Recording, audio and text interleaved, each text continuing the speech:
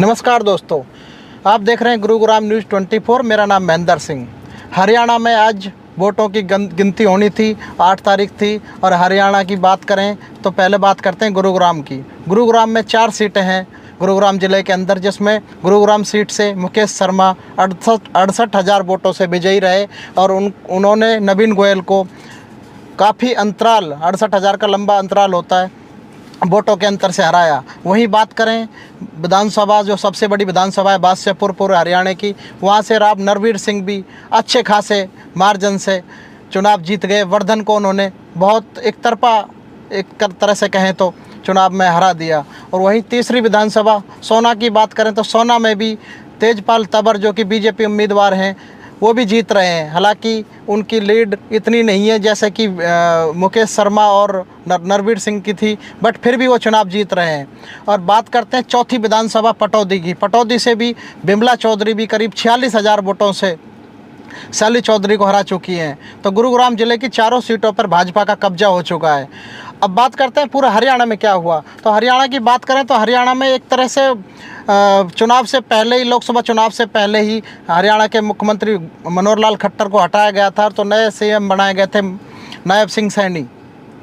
तो प्रदेश में खबरें थी कि खट्टर और बीजेपी के खिलाफ एंटी इनकम्बेंसी है, और इस हिसाब से तमाम एग्जिट पोल एजेंसियों ने किए, सर्वे किए, उस हिसाब से कांग्रेस की सरकार बनता हुआ दिखा रहे थे। और बीजेपी को 10 से 20 सीट से हार्डली 25 सीट दी जा रही थी। और कांग्रेस की बात करें तो 50, कोई 55, 60, 65, तमाम एजेंसियों ने, अलग अलग एजेंसियों ने बीजेपी को काफ़ी नीचे रखा और कांग्रेस को काफ़ी अपर हैंड रखा, और एक तरह से कांग्रेस सरकार बनाने जा रहे थे।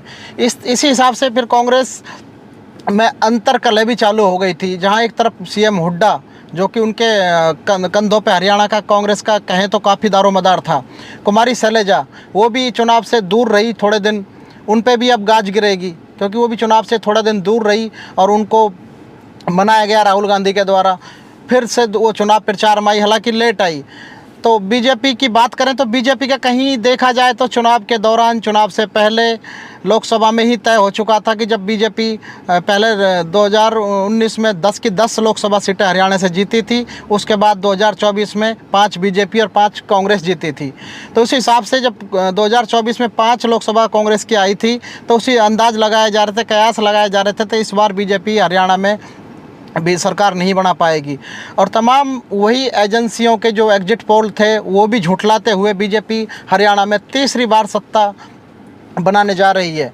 अब वही बात करते हैं हरियाणा के सीएम नायब सिंह सैनी का, जो 3-4 दिन पहले बयान दिया गया था। उन्होंने बोला था कि जब उनसे पत्रकार ने पूछा था कि अब की बार आप सरकार नहीं बना पा रहे हैं, सारे एजेंसी आपके खिलाफ हैं, एग्जिट पोल खिलाफ हैं, उन्होंने बोला कि नहीं, हम सरकार बनाएंगे, सारी व्यवस्थाएँ हमारे पास हैं। और उन्होंने ये बयान कई बार रिपीट किया। अब वो इतना कॉन्फिडेंस क्यों थे ये कह नहीं सकते। हालांकि अगर नायब सिंह सैनी के अलावा किसी और की बात करें तो हरियाणा में इस तरह का कोई बड़ा बयान नहीं आया, क्योंकि बीजेपी को खुद को नहीं लगता था कि अब की बार वो सत्ता में सरकार बना पाएगी। कांग्रेस फुली कॉन्फिडेंस थी, और कांग्रेस के नेता एक तरह से हुड्डा के घर पे इलेक्शन वोटिंग के बाद बधाइयों का तांता बंधना चालू हो गया था। पर अब ये क्या हुआ, बीजेपी की एंटी इनकम्बेंसी होने के बावजूद भी बीजेपी सरकार तीसरी बार बनाने जा रही है। इसका मतलब बीजेपी की एंटी इनकम्बेंसी नहीं थी और लोगों की बनाई बातें थी, ये सारी एग्जिट पोल, सर्वे, तमाम ये बातें थी। हालांकि बीजेपी ने एक बार फिर से अच्छा प्रदर्शन किया, 2019 से भी अच्छा प्रदर्शन किया, और अब अकेले दम पे मेजोरिटी में सरकार बनाने जा रही है हरियाणा के अंदर। अब देखते हैं कि इसका जिम्मेदार कौन होगा कांग्रेस की तरफ से। गुरुग्राम न्यूज़ 24 से महेंद्र सिंह।